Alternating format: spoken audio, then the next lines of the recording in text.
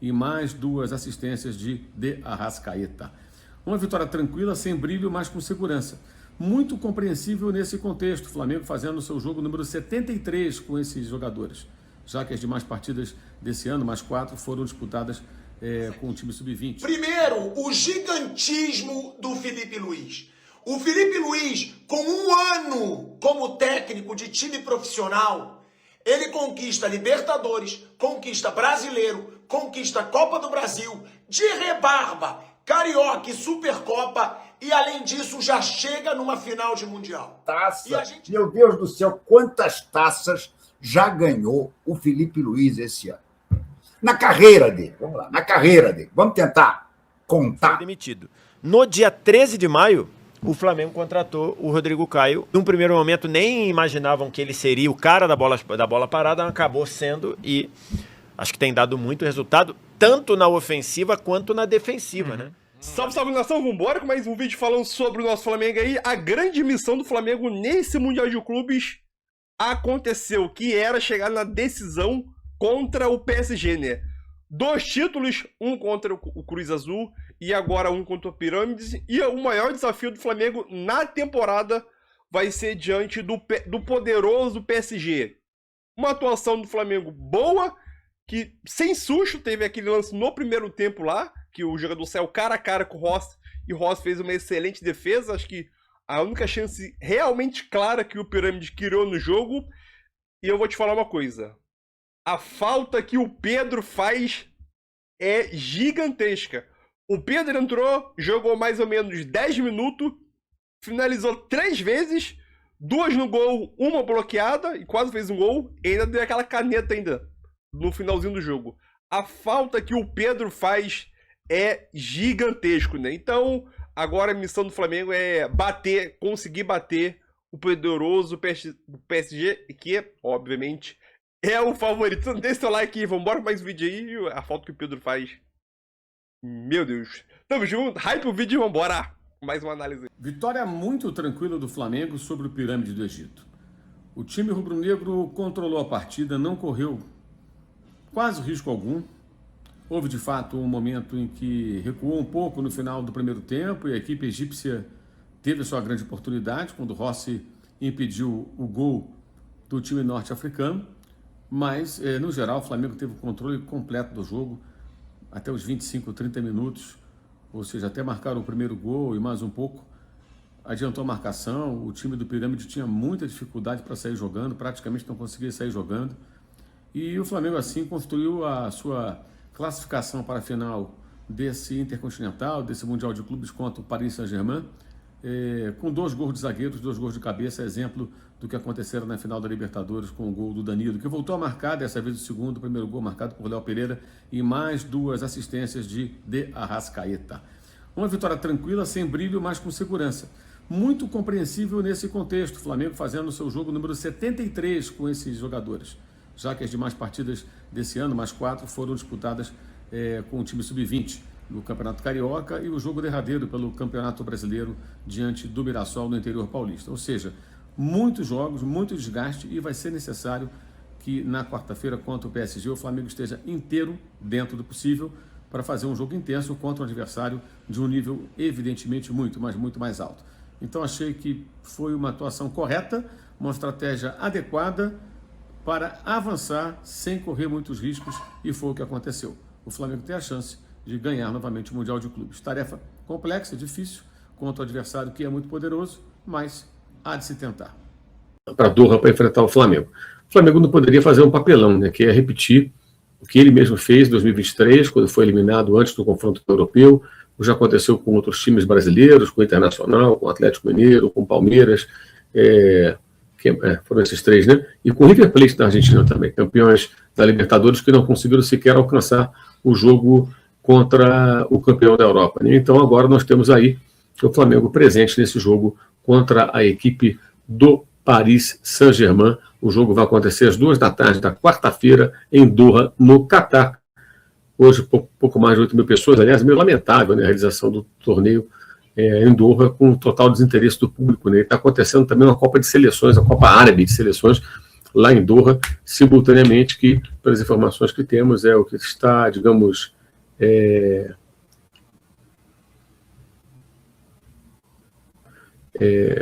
ela está acontecendo simultaneamente e, consequentemente, né, atrai as atenções ali, são as seleções jogando, então tem um outro evento ainda para concorrer.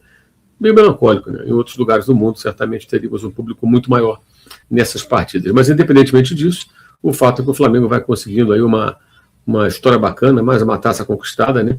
É um troféu de um jogo, mas é mais um troféu que o Flamengo coloca na sua galeria. Isso não deixa de ser relevante. E vamos falar sobre essa vitória do Flamengo nessa live que está só começando, aquela festa toda, né? Não sem tanta empolgação, né? Convenhamos, mas ainda assim comemorando ali mais um troféu que o Flamengo ergue nesse intervalo de tempo. Vamos contar aqui com o Felipe Luiz. Né? O Flamengo pegou o troféu da Copa do Brasil, 1. Depois ganhou a Supercopa, 2. Depois a Taça Guanabara, 3. Depois o Campeonato Carioca, 4. Né? Está faltando alguma coisa? Não, né? Depois a Libertadores, 5. Depois ganhou o Brasileiro, 6. Aí ganhou o Derby das Américas, 7. E hoje a Copa Challenger, 8. 8 troféus em 11, 12 meses. Né? E pode ter um nono. Pode ter um nono. Impressionante, né? O Flamengo hoje é detentor de todos os títulos possíveis que disputou. Porque ele ainda é o campeão da Copa do Brasil e será por mais 8 dias. Porque a final da Copa do Brasil desse ano vai acontecer no domingo da semana que vem. Você pode participar. O detalhe é que, apenas no momento no final do primeiro tempo, que o PSG até ameaçou, que o Pirâmide até ameaçou. Mas, no geral, o Flamengo teve muito sob o controle do jogo. Chegou ao segundo gol, novamente com cabeçada de um zagueiro, uma jogada letal, que o Flamengo está executando muito bem nessa temporada. Já no ano passado apresentou bons momentos em jogadas aéreas, agora melhor ainda esse ano. E é fato que o Flamengo ganhou sem fazer susto. Sabe, sem correr susto, melhor dizendo. Um jogo muito bem administrado, não vejo motivo para esse tipo de reclamação, não. Esperar que o time vá correr loucamente para golear o Pirâmide e se desgastar, sabendo que pode ter pela frente o PSG na quarta-feira, e vai ter, não seria uma medida muito razoável, muito inteligente. Então, acho que a dosagem de energia faz parte. Acho que foi um comportamento adequado do Flamengo para esse jogo, que é um jogo que pedia um comportamento um pouco mais pragmático, digamos assim, né? no sentido de não morrer, não se desgastar muito e ter condições de enfrentar a equipe do PSG com um time mais inteiro e podendo ser mais competitivo. Vai ser um jogo, evidentemente, de um outro nível. Tá? O gol do PSG. 3... Chamar atenção para esses dois caras aqui. Primeiro, o gigantismo do Felipe Luiz. O Felipe Luiz, com um ano como técnico de time profissional, ele conquista Libertadores, conquista Brasileiro, conquista Copa do Brasil, de rebarba, Carioca e Supercopa, e além disso já chega numa final de Mundial. E a gente sabe que não é mais tão fácil chegar em final de Mundial assim. Quantos clubes brasileiros, inclusive o Flamengo, que já caíram antes de chegar na final do Mundial. Então o gigantismo do Felipe Luiz, sem sustos, contra o Cruz Azul, contra o Pirâmides, tem que ser reconhecido de novo. Esse cara é monstruoso, o que ele faz no primeiro ano de carreira. E além disso, chamar atenção para o Léo Pereira, porque só o Carlo Ancelotti, que ainda não entendeu que esse cara tem que ser convocado para a seleção. A fase do Léo Pereira é impressionante. Ele joga muito em quase todos os jogos. Ele faz gol. Ele não descansa porque ele nunca é poupado. Ou seja, é um monstro fisicamente, é um monstro taticamente e é um monstro tecnicamente. Eu não sei o que está faltando para o Carlo Ancelotti convocar e dar chance para o Léo Pereira na seleção brasileira. Flamengo do Léo Pereira e Flamengo do Felipe Luiz tá na final do Mundial de Clubes. E aí é o que eu digo. Eu sei que muitos rivais vão dizer que eu estou exagerando, mas não é impossível o Flamengo ser campeão. O Flamengo tem um time fortíssimo. O Flamengo tem Jorginho, que já foi o terceiro melhor jogador do mundo. O Flamengo tem Alexandro, que rodou por vários grandes clubes da Europa. Tem Danilo, que rodou por vários grandes clubes da Europa. Então, é um Flamengo experiente. É um Flamengo que tem jogadores grandes. Tem o Arrascaeta na fase que está. É claro, Paris Saint-Germain, muito favorito. Mas eu não digo que é impossível para o Flamengo não. E outra, o ano já é gigante, campeão ou não, para o Flamengo do Felipe Luiz. Taça, meu Deus do céu, quantas taças já ganhou o Felipe Luiz esse ano? Na carreira dele, vamos lá, na carreira dele, vamos tentar contar. Copa do Brasil. Estou contando só profissional, hein? Porque ele tem campeonato mundial sub-20. Mas eu só quero o Felipe profissional. Copa do Brasil, Supercopa do Brasil, Campeonato Carioca, Campeonato Brasileiro, Taça Libertadores, Derby das Américas e hoje a Taça Challenger. O Felipe Luiz já tem 7 taças conquistadas. 7 canecos lá no Museu do Flamengo. É um absurdo, né? Lembrando que Jorge Jesus, que foi, na minha opinião, até agora, pelo menos, o maior técnico da história do Flamengo, por tudo que ele revolucionou, não somente no Flamengo, mas também no futebol mundial, a história do Jorge Jesus eram 5 títulos e 4 taças. E 4 derrotas, perdão. 5 títulos e 4 derrotas. O Felipe Luiz tem 10 derrotas, né? Mais 7 taças. Bem resumiu o nosso sempre brilhante Amarildo, que eu faço questão de botar aqui. É uma charge dele acabadinha de fazer, e eu faço questão de botar aqui. Aqui está o nosso grande Amarildo, sempre tão antenado, né? Tá ganhando a Doha toda. É isso mesmo. Tá lá, vamos ver quantas ele botou. 3, 4, 5, 6, 7, 8. Ele botou uma a mais aqui. Será que ele está contando a Taça Guanabara? Porque que eu me lembre, vamos lá. Brasileiro, Libertadores, Supercopa do Brasil, Carioca, Derby das Américas e Troféu Challenger agora. Na minha conta dá 7. O Amarildo botou 8. Como o Amarildo normalmente está certo, ele deve estar lembrando de alguma taça aí que eu esqueci. Ele pode ser a Taça Guanabara, que é uma taça menor, essa sem dúvida uma taça menor, mas é a taça, o Flamengo leva uma taça. Então, a verdade é que o Amarildo matou a pau uma vez mais com esse desenho brilhante, né? O Felipe Luiz como uma hidra de Lerna, ou como um polvo, como vocês prefiram, mas com todos os troféus que ele já disputou e já ganhou. Sensacional, não há outra maneira de dizer do que não sensacional. Claro que eu tenho certeza que vai ter gente aqui aparecendo e dizendo, mas não jogou bem, e não jogou... Gente, vamos lá. Qual era o objetivo do Flamengo ao ir para esse Intercontinental esfalfado fisicamente? Felipe está fazendo sempre questão de bater na tecla de que o time está bem fisicamente, mas eu acho que aquilo ali é até para motivar os jogadores. O time não pode estar bem fisicamente. Depois de 70 e tantos jogos, o time não pode estar bem fisicamente. Uma temporada completamente exaustiva. Super vitoriosa, mas exaustiva. Na temporada inteira, o Flamengo só não ganhou a Copa do Brasil. E mesmo assim, ele ainda é o atual campeão da Copa do Brasil. Ou seja, o Felipe tem a porra toda ganha. A porra toda. Não tem nenhum título que você... Falta agora o de quarta-feira, né? Mas tirando esse... a Copa do Mundo dos Clubes, tá. Copa do Mundo dos Clubes ele também não ganhou. Mas querer que o Flamengo chegasse lá na Copa do Mundo dos Clubes e já ganhasse o título da Copa do Mundo, acho que seria muita ambição. O plano do BAP é ter um time espetacular para ganhar a Copa do Mundo de 2029. Mas vamos ouvir aqui o Danilo, né? Mas nós já víamos um Pirâmides muito mais perigoso no ataque. É bom lembrar que no primeiro tempo o Rossi fez uma defesa monumental. Se ali o Pirâmides empata, a coisa já podia ser outra, porque o astral já ia ser outro. Ter acabado 1-0 no primeiro tempo foi fundamental. E aí volta o segundo tempo e os 2 primeiros ataques perigosos são do Pirâmides. Eu digo, ai, vai complicar. O que poderia descomplicar o jogo? Mais um gol do Flamengo.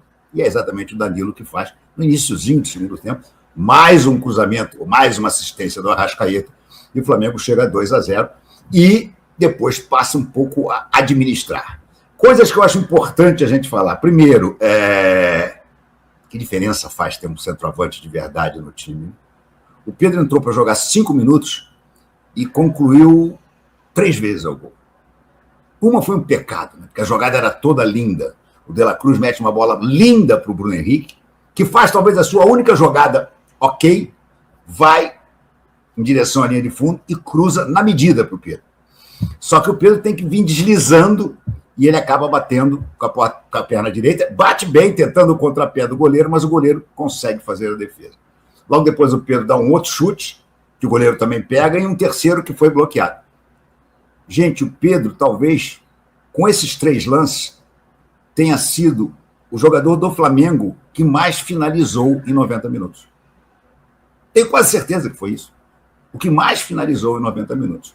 A única coisa que eu fiquei um pouquinho preocupado foi uma observação do Roger Flores, na transmissão, que ele perguntou qual foi a perna que o Pedro teve o problema no reto femoral, no músculo reto femoral. E foi informado que foi na perna esquerda. Então, o Roger acha que, por exemplo, ele concluiu aquela bola do Bruno Henrique de direita porque ainda não está totalmente confiante na canhota. Não sei. O que eu sei é o seguinte, eu acho que o Pedro tem que jogar a final. É uma sequência de eventos que foi, em 12 de maio, o Flamengo demitiu o Daniel Alegria, que era o responsável pelas bolas paradas e era o auxiliar técnico responsável pelas bolas paradas e acompanhou o Felipe Luiz desde o Sub-17. Quando o Felipe Luiz começou no Sub-17 do Flamengo, o auxiliar era o auxiliar que cuidava da bola parada, era o Daniel Alegria. Depois ele subiu para o Sub-20, o Daniel Alegria acompanhou, e no profissional também o Daniel Alegria era o responsável por isso. E aí ele, por uma decisão da comissão técnica, e lógico que o Felipe Luiz foi ouvido, no dia 12 de maio, o Daniel Alegria foi demitido. No dia 13 de maio, o Flamengo contratou o Rodrigo Caio, que tinha parado de jogar recentemente, né? Pouca gente lembra, mas o Rodrigo Caio estava jogando no Grêmio, né? Jogou um tempo no Grêmio, muita lesão. E aí, depois que ele parou, ele foi contratado no dia seguinte para ser auxiliar técnico do Felipe Luiz. Num primeiro momento, nem imaginavam que ele seria o cara da bola parada, acabou sendo, e acho que tem dado muito resultado, tanto na ofensiva quanto na defensiva, né? O Flamengo tem sido muito, por exemplo, o Pirâmides, depois que tomou 1-0 e principalmente depois que tomou 2-0, o Pirâmides começou a jogar muita bola na área, teve alguns escanteios, e o Flamengo também não passou aperto nesses escanteios. Acho que só no final já um jogador cabeceou no segundo pau, cabeceou torto e para fora. Então, essa movimentação, e é aquilo que a gente fala, né? Nem sempre, quando as coisas estão funcionando, é sinal de que está tudo certo, né? Em maio, o Flamengo já tinha sido Esse é o trabalho de um bom treinador, né? De uma boa comissão. Você identificar os erros quando tudo está dando certo. Exatamente. Em maio, o Flamengo já tinha ganho a Copa, com essa comissão, já tinha ganho a Copa do Brasil, tinha ganho a Supercopa do Brasil, tinha sido campeão carioca. Em maio, se eu não me engano, o Flamengo já liderava o Campeonato Brasileiro e mesmo assim foi feita essa troca, a demissão de um profissional e a busca por outro. Você falou do defensivo, falando do jogo de hoje, eu lembrei do Racing Flamengo, né? O Flamengo, depois da expulsão do Plata, fica basicamente um barco com água entrando, tentando tirar 13 escanteios. Teve o Racing aquele dia e o Flamengo defendeu muito bem os escanteios. Tanto que o último, o Racing nem mandar na área manda, né? Tenta fazer uma tática diferente, toca pra trás e o jogo acaba. O que chama atenção hoje nos 2 gols do Flamengo, que são bolas paradas, mas de maneiras diferentes, né? A cobrança da falta do Arrascaeta, do escanteio, né? A outra foi falta? Não, os dois foram faltas. Dois faltas. A primeira tem a bola um pouco mais rápida, né?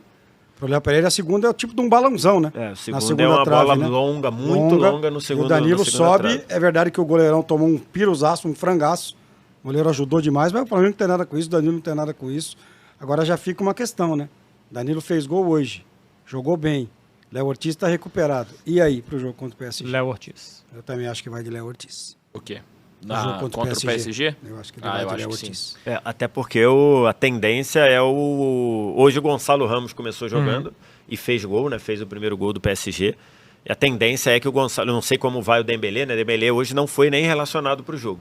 O PSG hoje não mandou para Metz 3 jogadores. O Marquinhos, o Hakimi, esses dois fora, já provavelmente, né, não está definido, mas provavelmente fora do Mundial, e também não mandou o Dembélé. O Dembélé ainda tem possibilidade de jogar.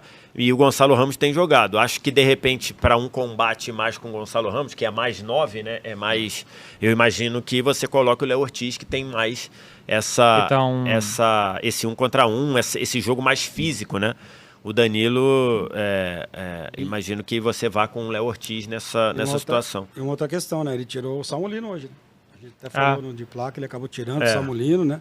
Mais cedo, até falei no de placa que eu achava que a chance do Samuel Lino sair era 0, num contexto de que ele tirasse o Alexandre. Eu achava que não tinha chance de jogar Ayrton Lucas sem o Samuel Lino na frente. Como ele manteve o Alexandro, e aí ele foi e trouxe o Cebolinha, que eu acho que o Samuel Lino tem ajudado mais sem bola do que com bola, né? Até. Cebolinha é mais jogador que o Samuel Lino? Eu tenho minhas dúvidas. Acho que o melhor Cebolinha que a gente viu ali em reta final de Libertadores no Grêmio, aquela Copa América, eu acho que talvez ele tenha apresentado coisas melhores que o Samuel Lino num geral, mas... Eu acho que ele é melhor ponta driblador de espaço curto. O Samuel Lino era atacante, mas no Atlético de Madrid era ala. Porque jogava com o Renildo ou com o Hermoso de lateral esquerdo ele não acompanhava um trio de atacantes. Não era Gil Simeone, Samulino e Julián Álvares. Era 20 metros para trás. Com espaço para atacar o corredor, né? No Valência era 4-2-3-1, ele jogava mais pelo lado também, mas não era um time que estava toda hora atacando, estava muito contra-atacando o Valência, porque não é um time que domina hoje no futebol da Espanha. Mas se você precisa, e o Flamengo joga muito, espaço curto, drible e tal, nisso acho que o Everton tem mais do que o Samuel. A gente falou muito aqui do Rodrigo Caio, né, que merece todos os méritos aí, tal qual o do Arsenal, que é o Nicolas Jover também, ficou famoso porque vem fazendo a bola parada do Arsenal ser revolucionária nessa temporada. Eu até brinco, né, que escanteio pro Arsenal tá parecendo pênalti. Esses dias eu fiz o jogo do Arsenal na Champions, falei isso, a gente estava junto, né? Estava lá. Falei, o escanteio pro Arsenal é pênalti, o torcedor vai comemorar. O que aconteceu? Bateu o escanteio, gol. Mas há de se ressaltar também os cabeceadores do Flamengo, né? Porque o Léo Pereira, o Léo Ortiz e o Danilo são exímios cabeceadores, cara. E isso a gente tá falando que pode decidir jogos como tem o Bruno Henrique ainda. Ainda tem o Bruno Henrique, exatamente. Pedro. O Flamengo tem ótimos cabeceadores, cara. Pedro é outro, né? Que vai bem no alto. Então, é isso aí, nação. Mais um vídeo aí para o canal, né? Flamengo vence aí o Pirâmides por 2-0 aí. O jogo realmente sem susto para o lado do Flamengo aí, né? Um jogo que o Flamengo dosou a sua energia dentro de campo. Primeiro tempo, um jogo que o Flamengo teve domínio do jogo inteiro aí, praticamente. Não conseguia entrar na defesa do Pirâmide, que foi elogiado pelo Filipe Luís, que é um time muito bem defensivamente. Porém, se a gente for olhar o jogo inteiro, a bola parada do Flamengo foi crucial para esse jogo. Não só como hoje, como foi na final da Libertadores e outros jogos aí durante a temporada também, né? E quem é o cara que faz o treinamento de bola parada dentro do Flamengo? É o Rodrigo Caio. Isso mesmo, Rodrigo Caio, ex-jogador do Flamengo de 2019, né? O monstro, zagueiraço do Flamengo. Para algumas pessoas ídolos, para outras não, mas isso é critério de cada um. Ele que é o cara da bola parada, né? Para quem assiste futebol internacional, né? Premier League, acompanha o time do Arsenal aí, né? O Arsenal tem um especialista em bola parada. Eu esqueci o nome dele, mas durante o vídeo aí você viu quem era. E aqui no futebol brasileiro, ou pelo lado do Flamengo, tem o Rodrigo Caio. Tanto ofensivamente como defensivamente. Faz uma diferença gigantesca. Sobre a volta do Pedro, quando ele entrou, eu fiquei muito feliz que ele entrou. E se a gente for olhar, o Pedro jogou mais ou menos 10 minutos. O Pedro finalizou 3 vezes. Em 10 minutos, o Pedro foi o cara que mais finalizou no jogo. 2 chances, aquele passe do Bruno Henrique, né? Que ele veio deslizando e o goleiro fez uma excelente defesa. O outro chute que ele chutou no meio do gol, o goleiro fez uma defesa. E uma finalização bloqueada do Pedro, né? Então o Pedro, em 10 minutos, fez mais que todos os atacantes do Flamengo, né? Acho que o questionamento de vários torcedores agora é: o Pedro começa como titular contra o PSG ou não? Creio que não, né? Deve começar com o Bruno Henrique. Eu acho, pelo estilo de jogo do PSG, vai ser difícil o Flamengo ter a posse de bola. O Flamengo vai tentar, como fez com o Bayern de Munique. Sinceramente, vai tentar. Mas se vai ter a posse de bola durante o jogo, creio que não vai acontecer. Eu não sei se o Flamengo vai adotar a mesma estratégia que fez contra o Bayern de Munique. Não sei. Porém, é aquilo. Vai ser um jogo jogado. Vai ser um jogo que o Flamengo vai tentar propor o jogo. Entendeu? Vai tentar propor o jogo como fez com o Bayern de Munique. Mas contra o Bayern, né, começou a ter algumas falhas defensivas ali que acabou entregando o jogo ali. Então, mas nesse jogo diante do PSG, estou muito entusiasmado para essa decisão, né? Então, deixa tua opinião aí, deixa seu like, hype o vídeo aí, e se inscreve no canal também, né? E o Pedro, sinceramente, não tem um cara no elenco, no futebol brasileiro, que faz o que o Pedro faz. Incrível.